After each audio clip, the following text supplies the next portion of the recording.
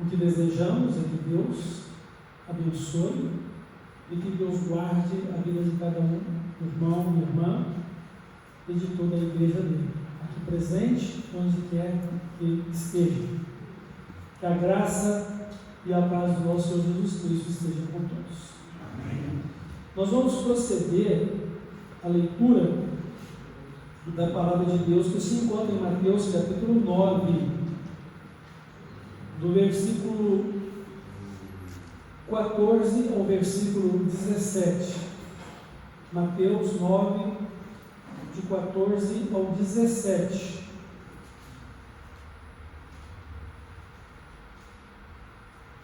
Vieram depois os discípulos de João e lhe perguntaram: por que jejuamos nós e os fariseus muitas vezes, e teus discípulos não jejuam?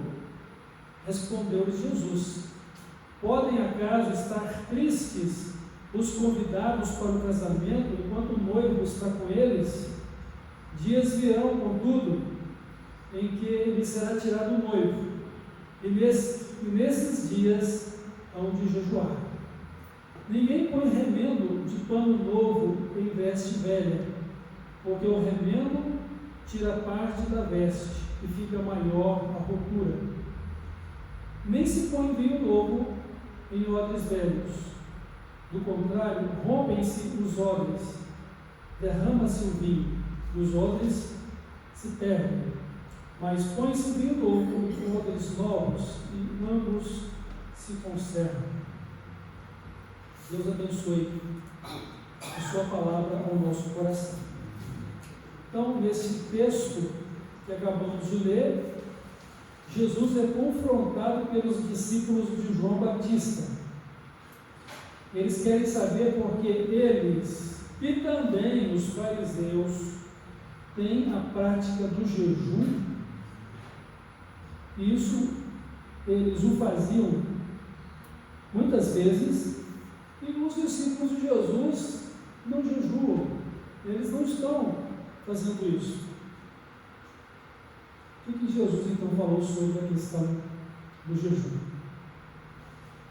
Isso é importante para nós hoje, porque é um assunto importante, mas muitas vezes mal compreendido.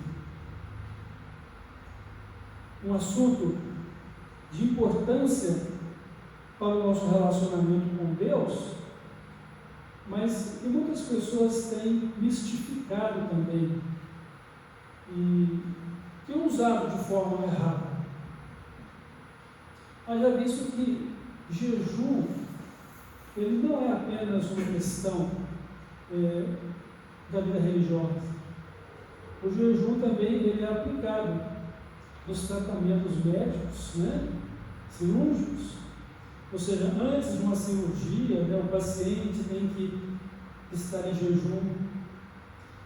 Ou se vai fazer algum exame de laboratório, também tem que ter jejum. Mas não é nesse sentido que o jejum está sendo tratado aqui pelos discípulos de João Batista e que Jesus está falando sobre ele. Aqui o jejum ele está relacionado à vida religiosa, às questões da fé. Na verdade, o povo de Israel no Antigo Testamento, eles deveriam ter um dia de jejum durante o ano. Então, era um dia em que eles iriam se abster de comer os seus alimentos e iriam então estar mortificando o corpo, de forma que a ênfase era que nem só de pão viveria o homem, mas da palavra de Deus, da comunhão com Deus e principalmente o agir de Deus na vida do seu corpo. Então, com base nesse dia de jejum, hoje as pessoas até ampliaram essa forma. Os fariseus e os discípulos de João, o realizavam muitas vezes. E até se tornou um símbolo de espiritualidade, né? Porque os fariseus, quando eles faziam o seu jejum, eles deixavam transparecer claramente o semblante abatido, para que as pessoas soubessem que eles estavam em jejum, e eles eram homens espirituais, homens de Deus. E Jesus condenou essa atitude de aparência, porque o jejum ele deveria ser um momento em que a pessoa ela estivesse na presença de Deus. Ela deveria sim elevar o seu nível espiritual, mas para buscar a presença de Deus. E não somente por isso, mas também para que ela pudesse reconhecer os seus erros e se santificar o Senhor. O jejum também tinha esse aspecto de humilhação perante o Senhor, ou seja, o reconhecimento, o quebrantamento em relação aos pecados cometidos, para arrependimento, para perdão do Senhor, e assim santificar-se ao Senhor, agradar-se do Senhor. E o Senhor então intervir nas crises espirituais ou nas necessidades existentes. Então, muitas vezes nós vamos ver que diante de uma guerra iminente no Velho Testamento, em que o povo de Israel ou de Judá está em desvantagem, então eles tinham a seguinte atitude: rasgar as suas vestes, vestir roupas grosseiras feitas em pano de saco, lançar cinzas ou terra, né, ao ar ou sobre a cabeça, sentar-se no chão, né, para poder mostrar que eles não eram nada diante daquela situação e que Deus era tudo para a vida deles, e que o Senhor então estivesse com eles para realizar livramento e salvação. Então, muitas vezes a gente vai ver isso nas leituras dos reis de Israel. Nós vamos ver isso ao longo do Velho Testamento. E a questão então do jejum, né, é que ele deve valorizar a comunhão e a presença de Deus na vida do crente. E o crente deve então demonstrar dependência e submissão ao poder de Deus, à autoridade de Deus, ao agir de Deus em seu favor. Não era uma prática para poder simplesmente autoflagelar e querer mostrar para Deus: olha Deus, como eu estou sofrendo, tenha misericórdia, tenha dó de mim, veja como eu estou debilitado. Era simplesmente para chamar a atenção de Deus, porque ninguém precisa chamar a atenção de Deus por determinadas práticas religiosas ou atitudes de autoflagelação. O que Deus quer ver e quer acolher na vida de cada um é o temor ao seu nome, a fé. Aqueles que se aproximam de Deus têm que aproximar de com fé. Aqueles que desejam viver em comunhão e consagração a Deus têm que ser por fé. E o interessante é, o que a gente pode fazer que vai mudar o pensamento de Deus? Nada. Que sacrifício eu possa fazer que seja perfeito e seja agradável a Deus? Nenhum. Qual é o sacrifício que Deus se agrada dele? Bom, qualquer sacrifício que eu ou você possamos fazer para louvar a Deus, para glorificar a Deus, que de fato agora é a nossa própria vida o sacrifício, né? Porque a palavra de Deus é assim, que vos apresenteis a Ele em sacrifício vivo, santo e agradável, apresenteis os vossos corpos. Então, o sacrifício agora é a minha pessoa, em relação ao que eu sou, corpo, alma, espírito. Ou se alguém for dicotomista, corpo e espírito, considerando espírito e alma uma coisa só. O fato é que nós somos uma unidade. E essa divisão aí é apenas para a compreensão do nosso ser, como pessoa integral. Então, o nosso Deus, Ele quer a dedicação da nossa vida, uma vida de fé, porque sem fé é impossível agradar a Deus. Qual é o sacrifício que Deus aceita? Irmãos, é o sacrifício que Ele mesmo fez em nosso favor.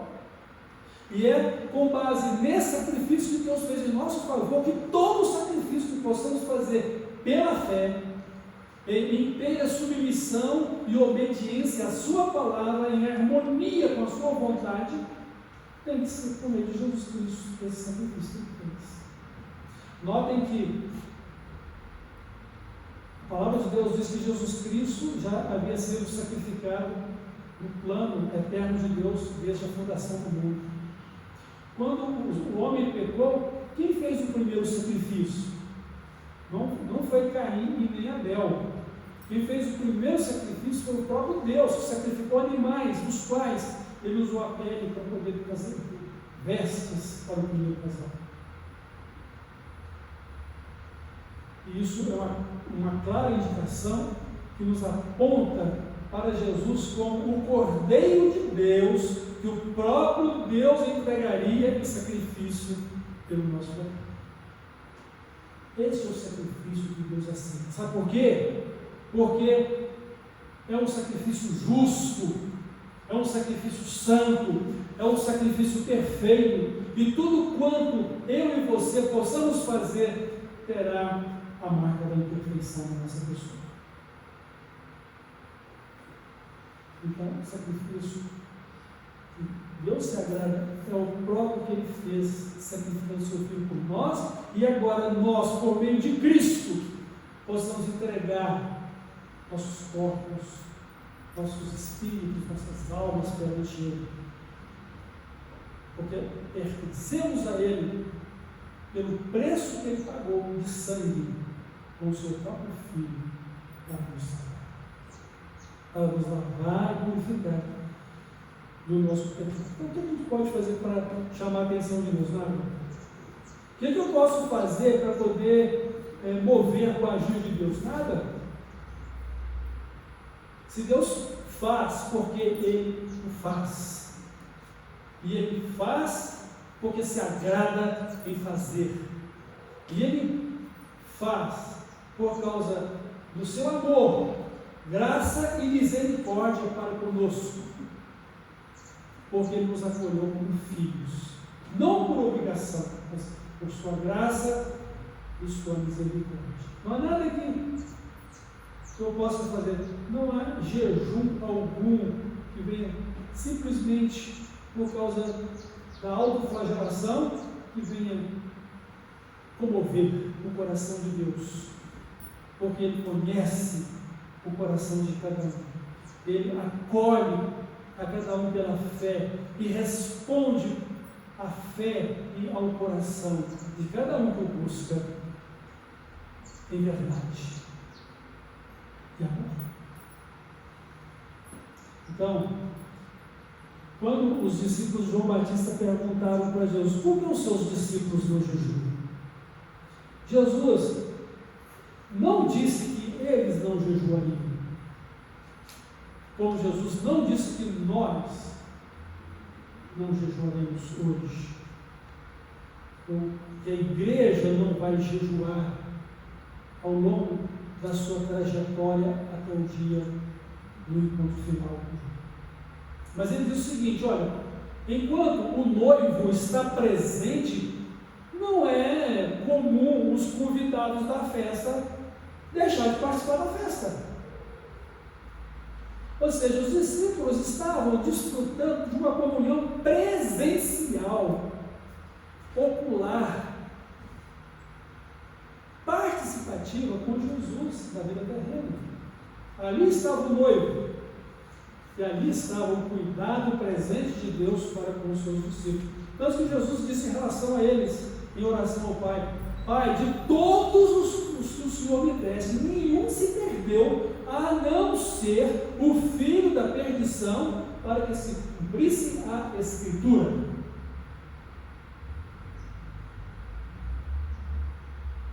Porque, do contrário, nem ele se perderia. Mas se perdeu, porque se cumprisse a Escritura.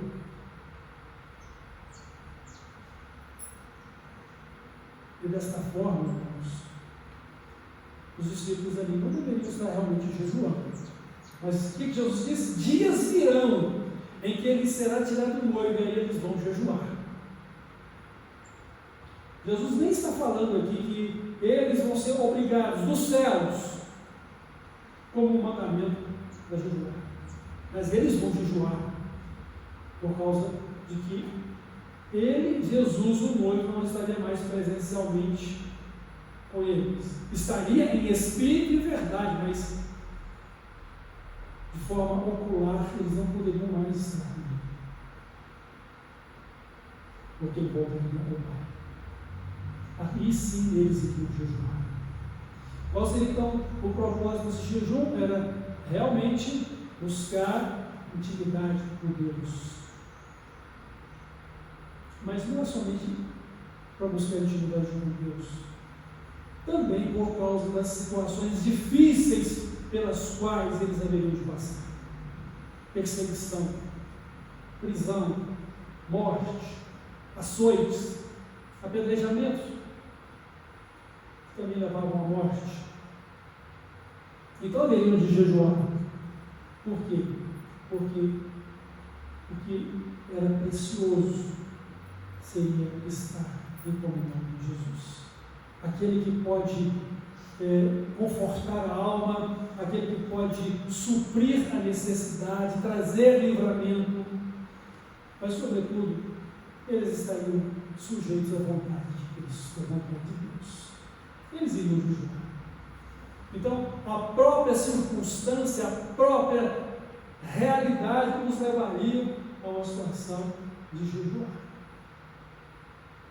Porque assim eles estariam se confortando em Deus, se consolando em Deus, se fortalecendo em Deus e testemunhando com fidelidade a sua fé e entregando para Deus toda a direção da vida.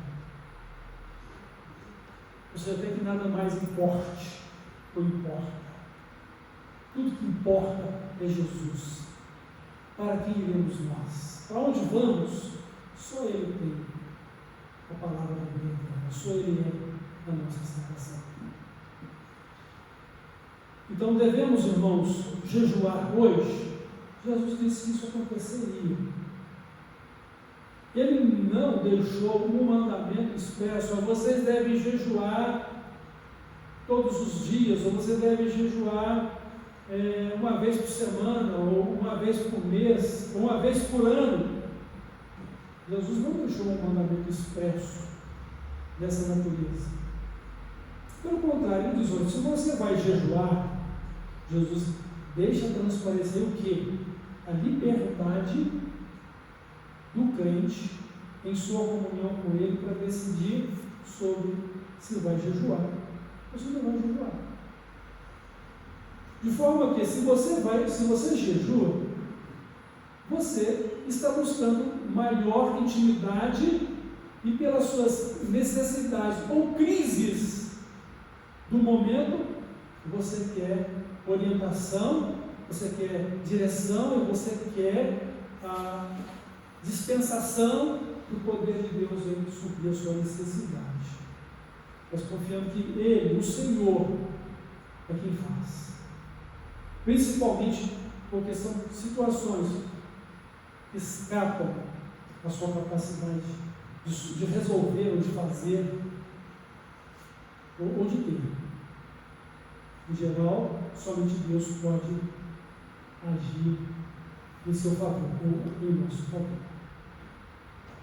Mas, quando jejuar, Jesus, quando jejuar, então, não desfigurem o seu rosto para as pessoas verem que você está jejuando, porque assim estão fazendo os fariseus para serem notados pelas pessoas e serem louvados por elas. Em verdade, eu vos digo que eles já receberam o galardão deles, ou seja, o prêmio deles, que é todo louvor humano, mas não de Deus. Então, quando você jejuar, lave o seu rosto, mantenha o seu espírito de contrição diante de Deus, mas mantenha um semblante agradável, para que ninguém perceba que você está jejuando, para que ninguém saiba do seu propósito. Agora, será que com isso há cabimento para um jejum coletivo? Às vezes nós vemos aí tendo pessoas fazendo um jejum coletivo, até proclamado de público. Bom, quando você tem um grupo fechado, que vai seguir essas mesmas orientações de Jesus, creio eu que é possível. Mas não para que um queira sobrepor o outro dentro do grupo, que eu consegui, você não conseguiu. Mas qual é o propósito? Qual a duração do nosso jejum? A gente também precisa pensar nisso. Não é porque Jesus jejuou 40 dias e 40 noites que nós vamos também fazer o mesmo tempo de jejum. Moisés esteve 40 dias e 40 noites no Monte Sinai. Nem só de pão vive o homem, mas toda a palavra de Deus. Moisés estava totalmente sustentado por Deus ali. Vá eu ou você querer imitar ou a Jesus ou a Moisés, passar 40 dias de jejum. Pode ser fatal para mim, pode ser fatal para você. E é isso que Jesus quer? A menos que ele diga: eu quero que você jejue 40 dias. E você tem plena convicção de fé e total clareza que foi Deus mesmo que falou com você. Porque tudo que Deus nos pedir para fazer, devemos fazer em total dependência de fé e consagração a Ele, sabendo que Ele cuida de nós e que não vamos perecer diante de nenhuma situação humana. Mas então, Jesus disse que os discípulos jejuariam no futuro. Mas ocorre, irmãos, que às vezes esse tema jejum ele tem sido muito mal usado nesses dias de hoje, ao longo da história mesmo, né? Porque as pessoas querem chamar a atenção de Deus, as pessoas simplesmente colocam como um instrumento de solução dos problemas e crises que tem pela frente, né? Ou até banalizam o jejum, porque qualquer coisinha é um motivo para um jejum. Porque o jejum se tornou um instrumento. E não uma condição de vida mais íntima com Deus e do agir de Deus soberanamente sobre a nossa vida e as circunstâncias. Então, a gente precisa de concentrar nossas atenções a respeito do que Deus espera de nós, né? Então devemos jejuar para estar em comunhão com Deus. Jejuar com o propósito de quebrantamento diante de Deus e também em busca do agir de Deus em nosso favor. Mas Jesus não disse que minha intimidade com Ele, ou o agir dele na minha vida, ou a minha santificação vai depender do jejum. vai depender da minha fé que eu tenho nele, da compreensão que eu tenho da vontade dele e da minha disposição em ter a obediência por amor a ele. De forma que, se eu jejuo ou se eu não jejuo, eu sou de Jesus e ele vai estar cuidando de mim da mesma forma. O fato é que o jejum é uma necessidade que eu, como cristão, cheguei à conclusão que eu preciso fazer. Porque eu quero mais intimidade, eu quero quebrantar o meu espírito perante Deus, e eu vou passar este tempo abstendo de alimentos para poder fazer isso. Mas, como eu disse, Deus vai me ouvir se eu tenho a disposição de fé, se eu tenho um coração quebrantado e se eu tenho a dependência dele mesmo que eu não jejuo. Agora, o fato é que você pode se sentir muito melhor fazendo isso com jejum. E há aqueles que se sentem muito bem fazendo tudo isso sem precisar de jejuar. De forma que, se você jejua, não julgue o outro que está jejuando. Se você não jejua, não julgue o outro que jejua. Porque o jejuar ou não está relacionado à liberdade que cada um vai ter de como deseja buscar a presença de Deus. E seguir o mesmo modelo do Velho Testamento, ou uma tradição religiosa que se constrói ao longo do tempo, sem ouvir os conselhos de Jesus, é a mesma coisa que pegar um pano velho rasgado e botar um pano novo com um remendo. Jesus disse que isso vai ficar pior, porque além do pano novo, do remendo, ter mais nitidez do que o pano velho não vai suportar a textura do pano novo e vai rasgar novamente. E à medida que se rasga, vai se fazendo um buraco cada vez maior, uma rotura cada vez maior. Então não se põe remendo novo no pano velho. E nem, aí ele usou uma outra comparação da vida agrícola ou rural do povo de Israel. Não se põe vinho novo em odres velhos. O odre, né? Aquela bolsa feita de couro para deixar o suco de uva fermentando para transformar em vinho. Então, não se fabrica um vinho novo usando bolsas velhas, porque a hora que o vinho fermentar, ele vai rasgar aquela bolsa velha, ele vai perder tanto a bolsa quanto o vinho, ou seja, tanto o odre quanto o vinho, vai se perder. Então, vinho novo, odre novo, vinho velho, odre velho. Então, tem muita gente que quer seguir o Evangelho de Cristo ou o cristianismo com uma veste do judaísmo. Eles têm que seguir o Evangelho com a veste de Cristo, uma veste do Novo Testamento. Não que as pessoas do Velho Testamento fizeram errado, mas tudo aquilo ali era sombra do que haveria de acontecer no Novo Testamento.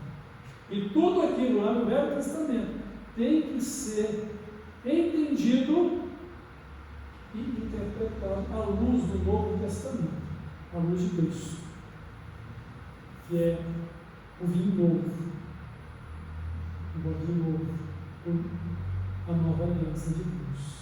A gente precisa entender isso, não mistificar a nossa fé, mas também não ser um cristão frio, insensível e meramente religioso. Estaria muito errado. Nós temos que ser um cristão ou cristãos de coração marcado pela fé, pelo amor e a submissão a Cristo, um relacionamento pessoal, comunhão viva em espírito e em verdade, vivendo segundo a palavra de Deus. Então, jejuar, irmãos, vai ser um ato ou um desejo de escolha própria, de acordo com a necessidade de cada crente. Ninguém precisa saber que você está jejuando, a não ser que você fez um concerto, né, com o seu cônjuge, ou com alguém da família, ou com um irmão, vamos jejuar? Se a pessoa disser que não, pronto, você vai fazer o seu jejum só e individual. Ninguém precisa saber que você está fazendo o seu jejum. Embora ninguém precise saber que você está jejuando, todo mundo precisa ver o brilho do testemunho de Cristo na sua vida. Porque você é um servo de Cristo, ou uma serva de Cristo. Você é filho ou filha de Deus e deve refletir a glória de Cristo e a glória de Deus como pessoa. Não imagine você que haja coisas materiais com as quais você possa comprar as bênçãos de Deus ou manipular o poder de Deus. Não imagine você que haja qualquer rito religioso ou ritual religioso que você possa realizar que vai implicar em bênçãos e também no agir de Deus. E se porventura Deus o fizer, tenha cuidado para que isso não te ensoberbeça para achar que a forma como você fez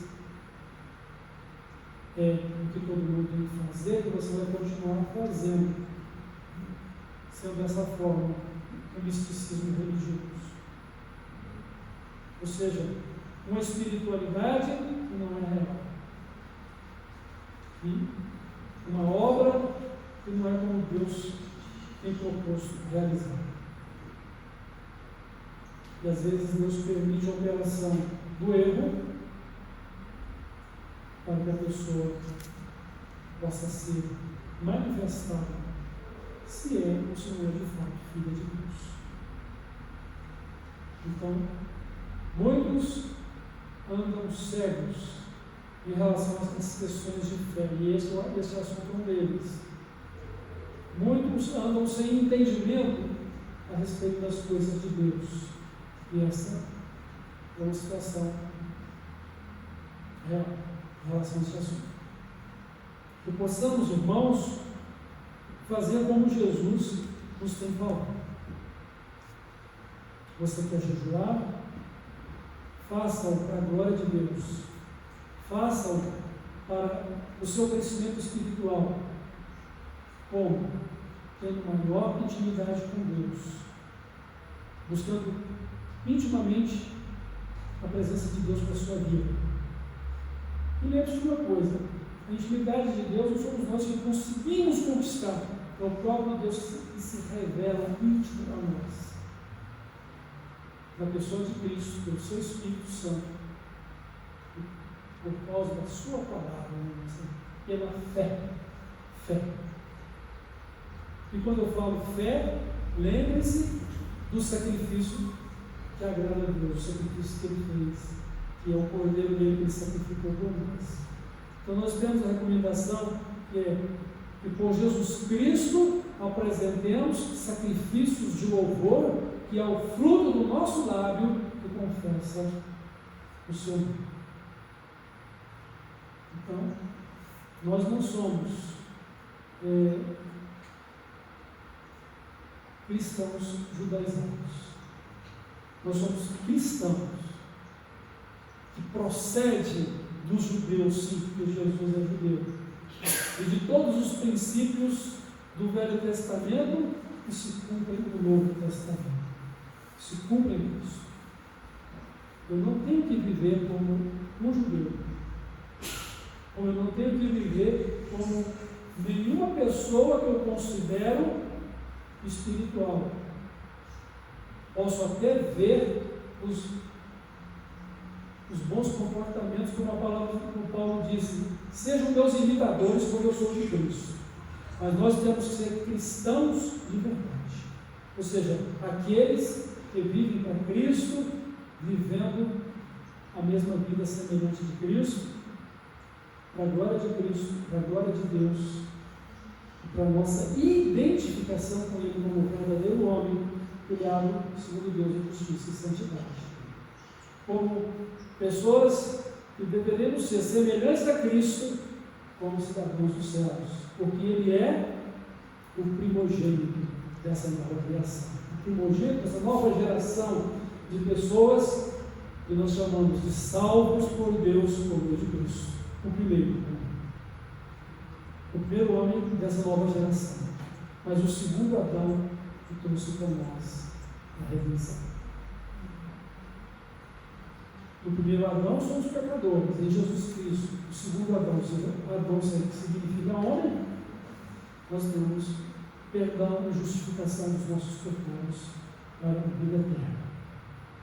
Deus nos abençoe e que a sua graça seja sempre conosco e que possamos ser crentes maduros na fé, saudáveis espiritualmente, guiados pelo Espírito Santo, vivendo segundo a palavra de Deus e assim colocando o reino de Deus, a sua justiça como prioridade. Assim. Amém? Então Deus assim nos abençoe. Nós vamos orar e com essa oração nós vamos estar também encerrando o nosso culto. Querido Deus e Pai, obrigado porque o Senhor nos tem abençoado com toda sorte de bênçãos espirituais nos lugares celestiais em Deus. Obrigado porque o Senhor já escreveu o nosso nome no livro da vida e o Senhor está conosco todos os dias, até o dia de glorificarmos em Cristo, para que entremos no reino que o Senhor preparou desde a fundação do mundo em glória, porque este reino já veio a nós e está em nós, e nós somos cidadãos dele por meio da fé e da vida em Cristo. Obrigado.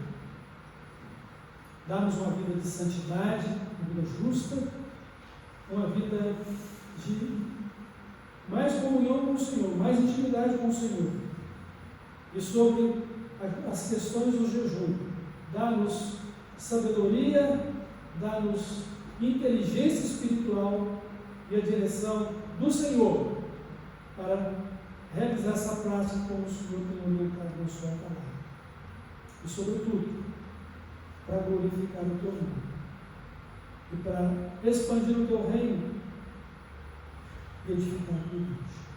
Em nome de Jesus eu oro e que seja o seu amor, nosso Pai eterno, a sua graça, Senhor Jesus, e a sua comunhão, ó Espírito Santo, sobre todos nós, o seu povo aqui presente, e sobre todo o seu povo sobre a terra. Hoje e sempre, em nome de Jesus eu oro.